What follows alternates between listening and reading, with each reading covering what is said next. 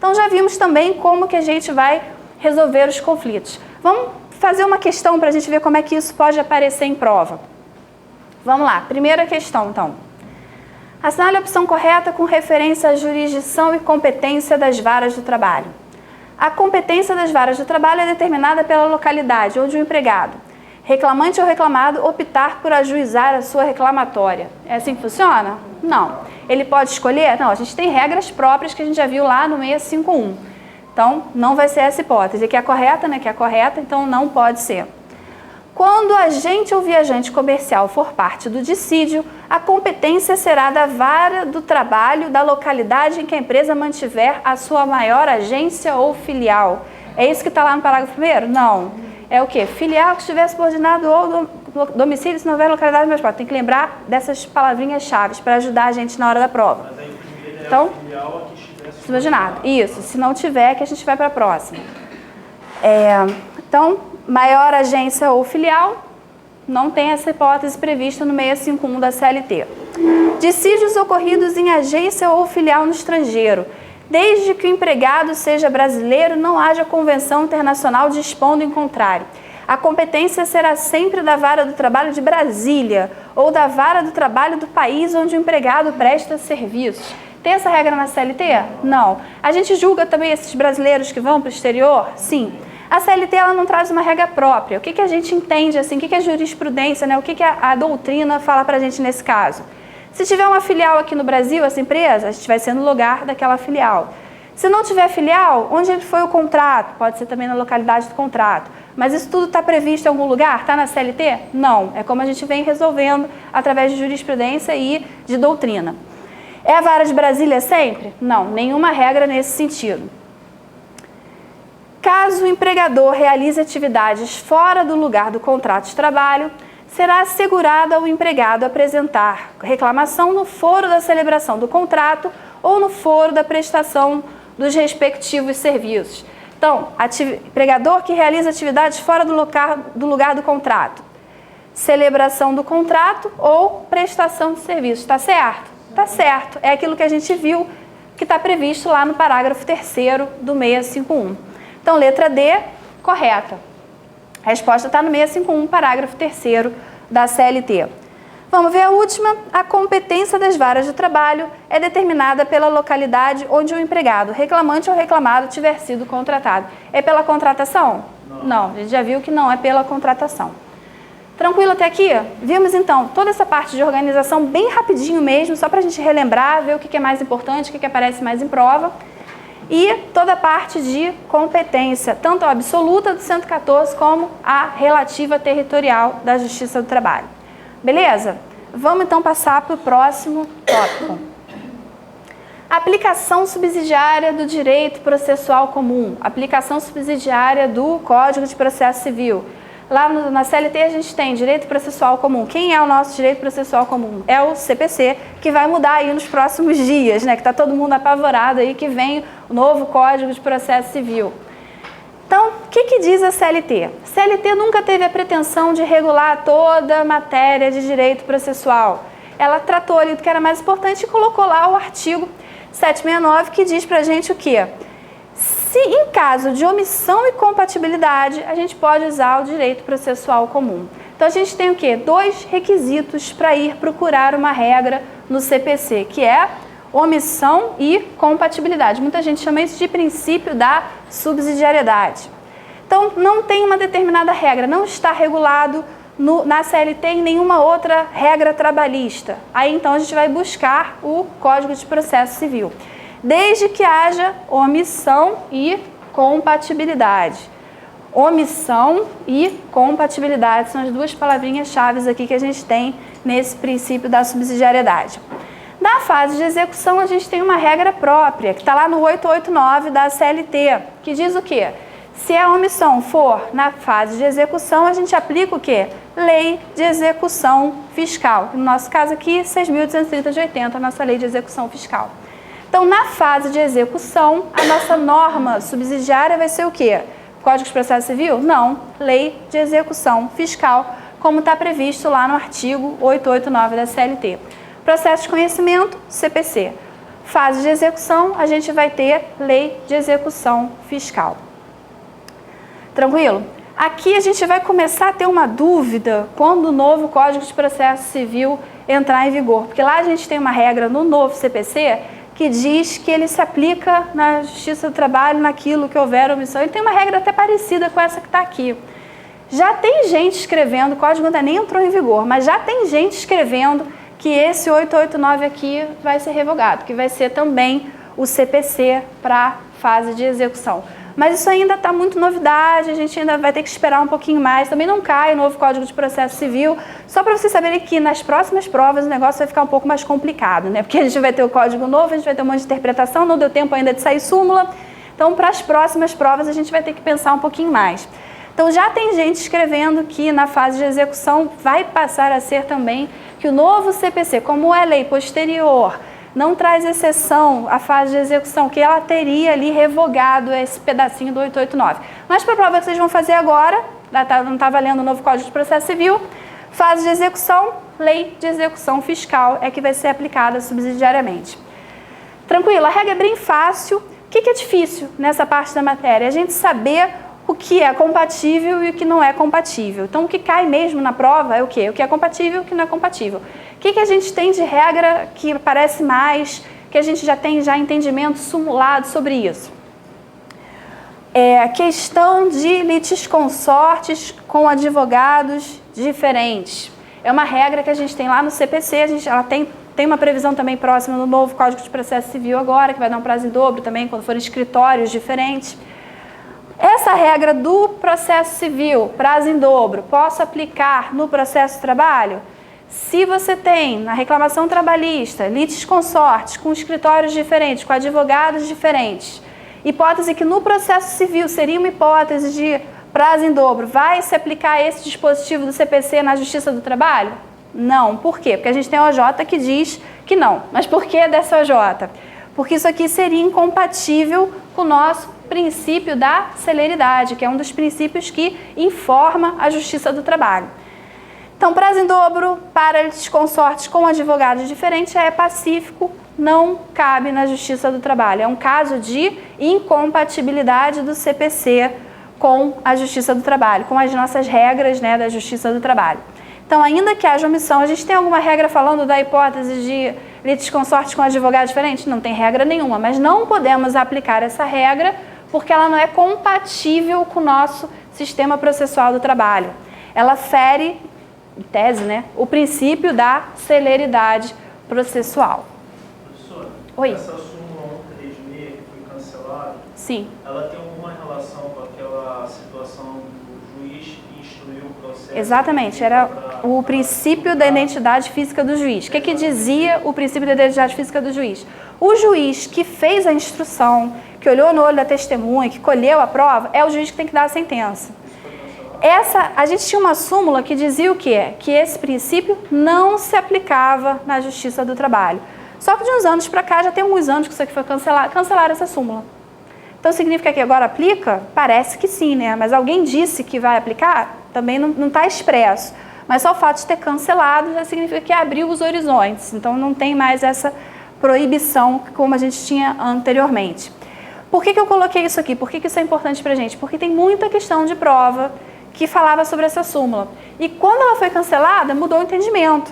Então, a gente tem que prestar atenção. Quando for fazer prova antiga, por exemplo, vai ter prova que vai dar isso aqui como certo. E, na verdade, hoje já não é mais assim. Então, vai pegar a prova antiga para ver, lembrar que essa súmula foi cancelada. Então, a gente não tem mais essa questão aqui da súmula 136.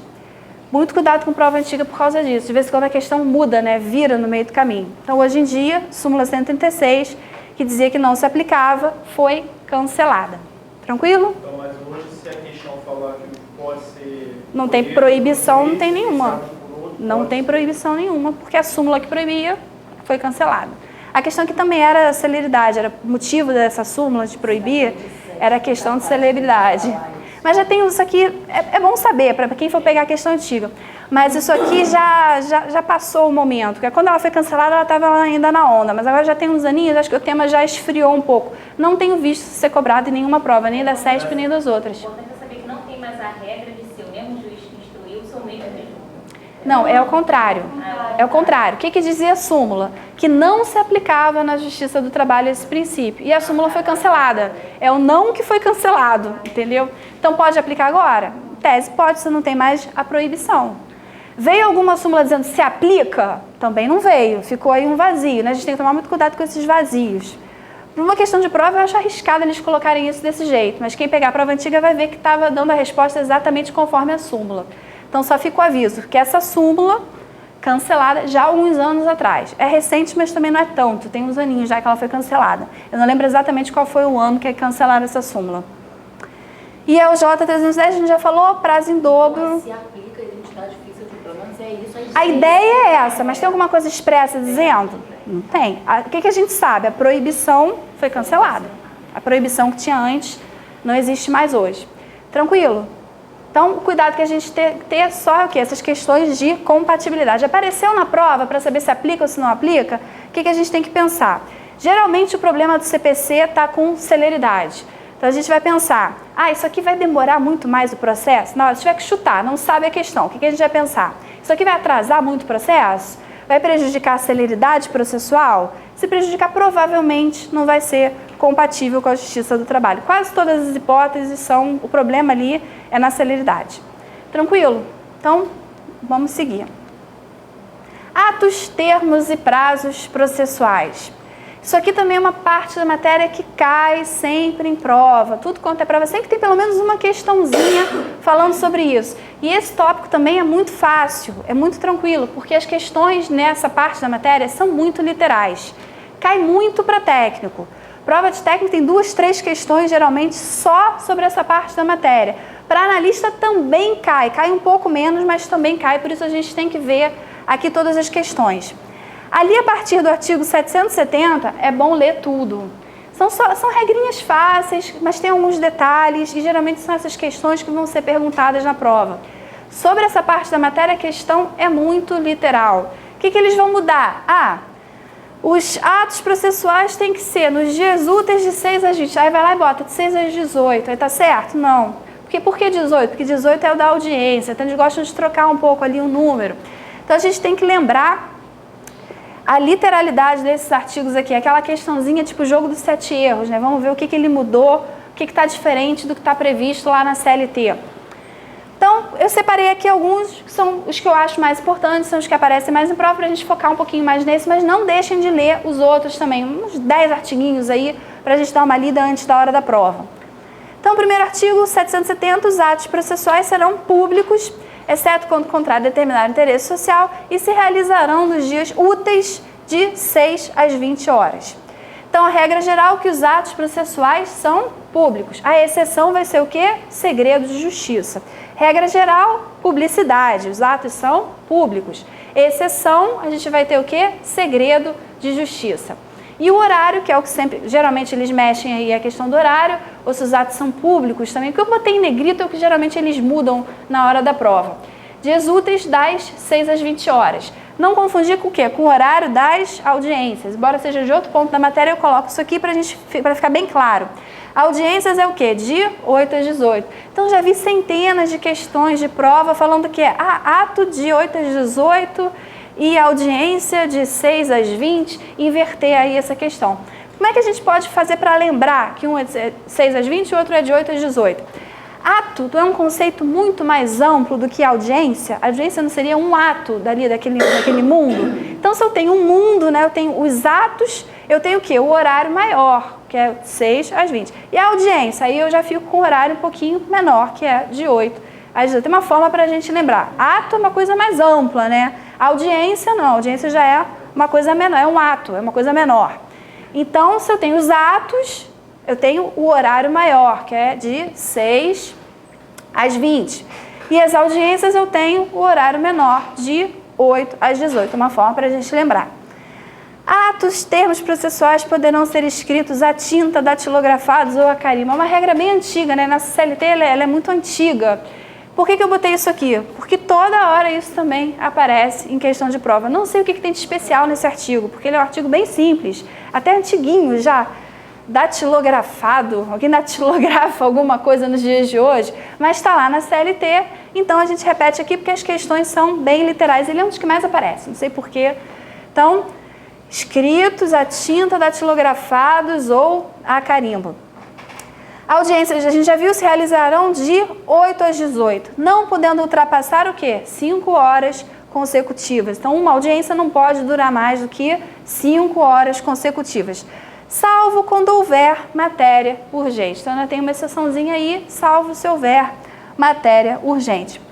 E uma também que sempre aparece, o juiz pode autorizar que a penhora seja realizada em domingo ou feriado. Então, penhora pode ser domingo ou feriado? Pode, mas depende de autorização do juiz. Então, pode, essa questão da penhora, ela vai fugir aqui do horário dos atos processuais. Pode ser também em domingo ou feriado e não apenas nos dias úteis. Tranquilo? Não deixem de ler também os outros artigos desse bloco, porque eles aparecem muito de forma literal. A gente tem várias questões ali do... se você quer desentranhar algum documento, fim do processo mediante translado, também é um que aparece muito. As partes terão ampla liberdade para consultar os atos no cartório. Essas regrinhas todas bem simples, elas costumam aparecer de forma muito literal. Então não deixem depois de dar uma lida na CLT nesse grupo de artigos, tranquilo? Então vamos falar... tudo está por ali, 770 e os seguintes. Desses daí todos a gente tem até 780, 781, aquele grupinho ali de uns 10 artigos que a gente vai ter essas regras sobre os atos processuais. Então vamos falar agora da questão da citação. Vamos ver o processo do trabalho, como que começa o processo do trabalho. O conceito de citação a gente vai pegar emprestado lá do Código de Processo Civil. É o ato pelo qual se chama juízo o réu ou o interessado a fim de se defender. Então é aquela primeira comunicação, né, que o réu recebe, que ele descobre que tem um processo contra ele, para que ele possa apresentar sua defesa. O que a gente tem de diferente aqui do CPC, e por isso é que costuma aparecer mais em prova? Na trabalhista, não há citação por oficial de justiça, nessa fase aqui de conhecimento. Vai ser feita através de notificação postal, 48 horas do recebimento da ação. Então, deu entrada na sua reclamação trabalhista, tem que citar o réu, tem que chamar o réu para o processo. Vai ser por oficial de justiça? Não, vai ser via postal. Então, a nossa regra é que seja via postal. Na fase de execução vai ser diferente, aí sim a gente vai poder ter o oficial de justiça. Mas a inicial, diferente do que acontece no processo civil, a gente vai ter essa notificação via postal. Qual o prazo que a secretaria tem para fazer isso? 48 horas, em tese, né? Pela CLT, no mundo maravilhoso da CLT, 48 horas para expedir essa cartinha que vai lá para o réu.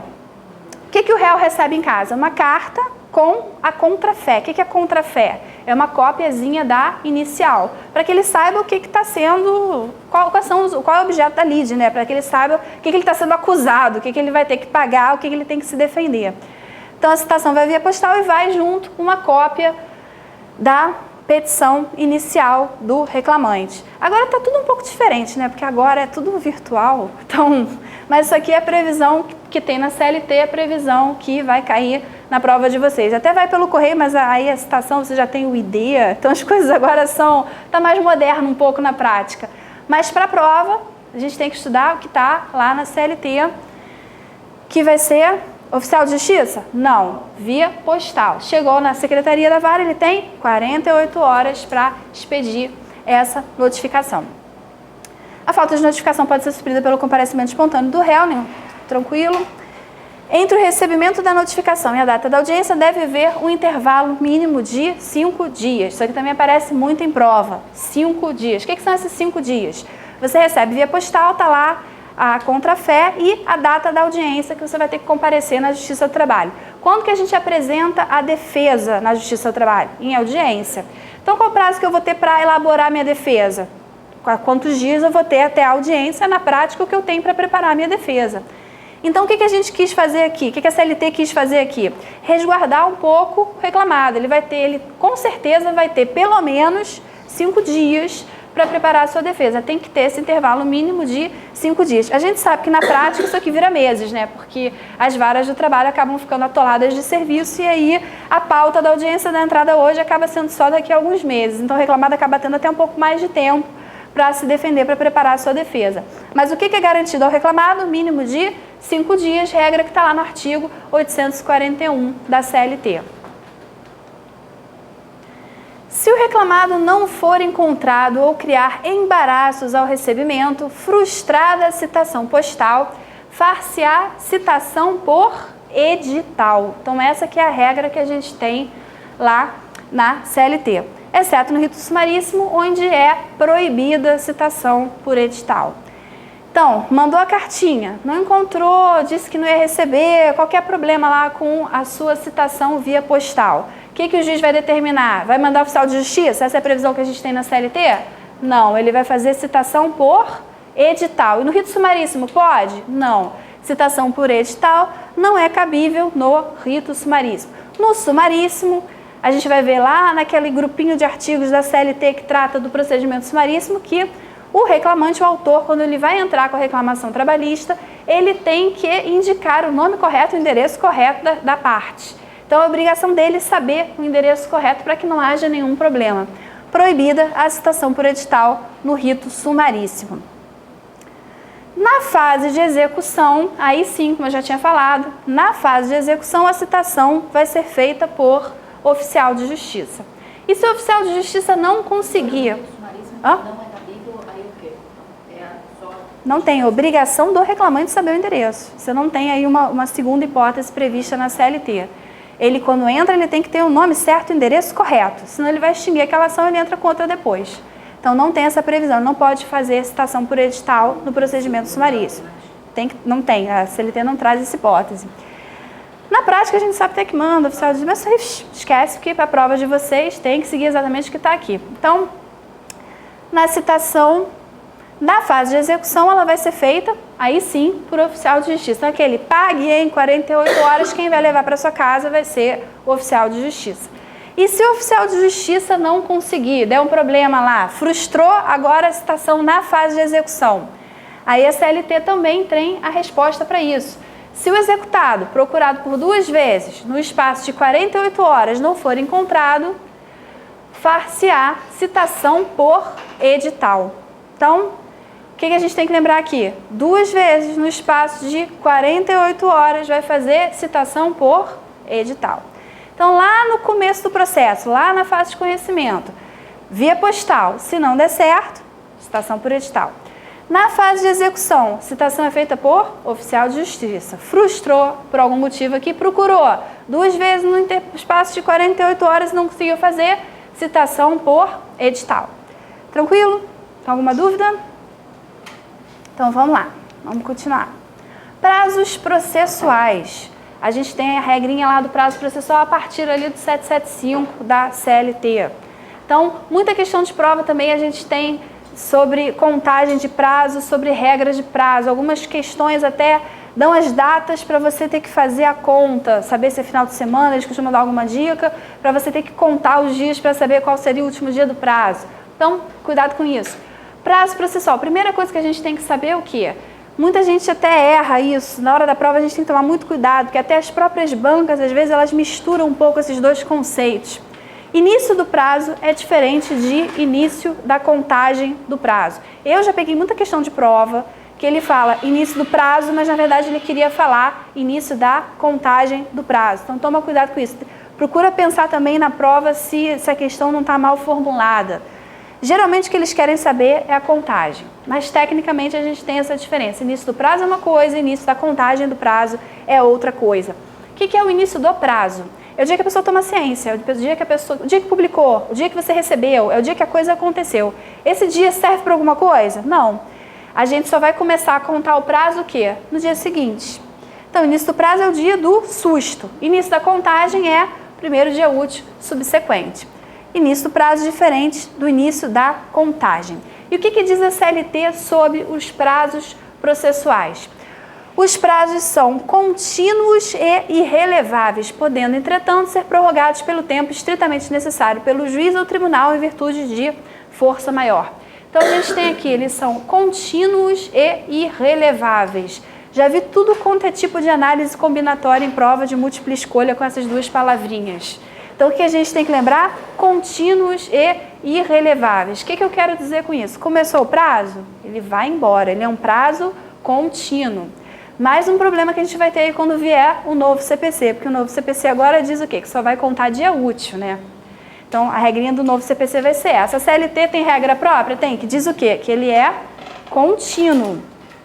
Se ele é contínuo, é para contar direto, incluindo final de semana, a regrinha que a gente tem hoje. Então, com o tempo, talvez a gente tenha um problema aí, talvez venha uma súmula para esclarecer isso. Pode ser que tenha alguma incompatibilidade, a gente até continue com a nossa regra, contando os dias de feriado, tudo junto lá pelo meio. Como é que é hoje? Começou a contar, se o primeiro dia for útil, você vai embora. Ah, mas tem feriado, ah, mas tem final de semana, não importa, você continua contando todos esses dias. O que vai importar para a gente? O primeiro dia e o último dia.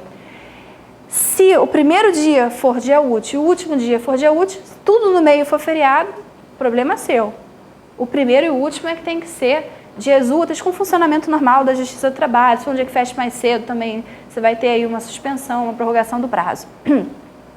Então, são contínuos e irreleváveis, podendo, entretanto, ser prorrogáveis pelo tempo estritamente necessário pelo juiz do tribunal, em virtude de força maior. Então, outra palavrinha-chave que a gente tem aqui nesse artigo é o quê? Força maior.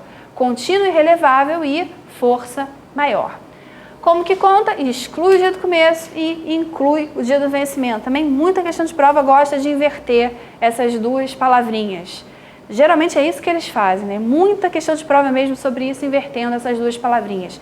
Então, exclui o dia do começo e inclui o dia do vencimento. Como é que a gente vai fazer para lembrar, para não confundir, excluir? A gente tem que pensar que a forma é sempre a melhor possível. O que vai me dar um prazo maior? O que vai ter menos prazo perdido?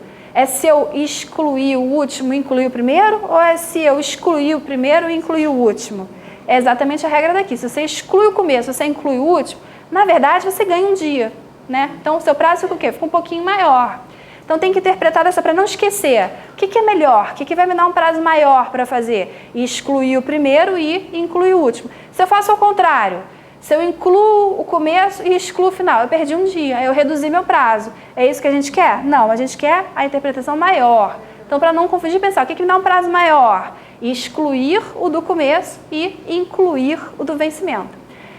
Sempre começam e terminam em dias úteis. Se tiver feriado, final de semana no meio do caminho, você vai contar tudo normalmente, não interessa. Se termina num dia de feriado, ou termina no final de semana, ou termina num dia que não teve expediente da justiça, o que acontece? Prorroga para o primeiro dia útil subsequente. Questão aqui da sexta-feira, que a gente tem a súmula 1 do TST também, que toda hora aparece em prova. Hã? Não pode confundir. Toda hora aparece a questão aqui da sexta-feira. Vamos ver, súmula 1 do TST.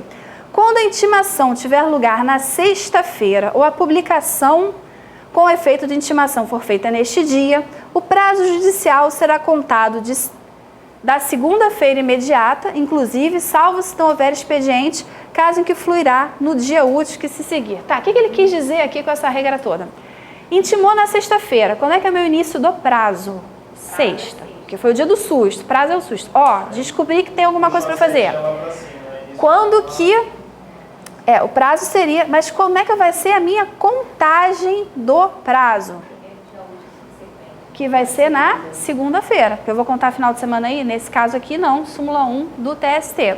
A minha contagem vai ser no primeiro dia útil subsequente.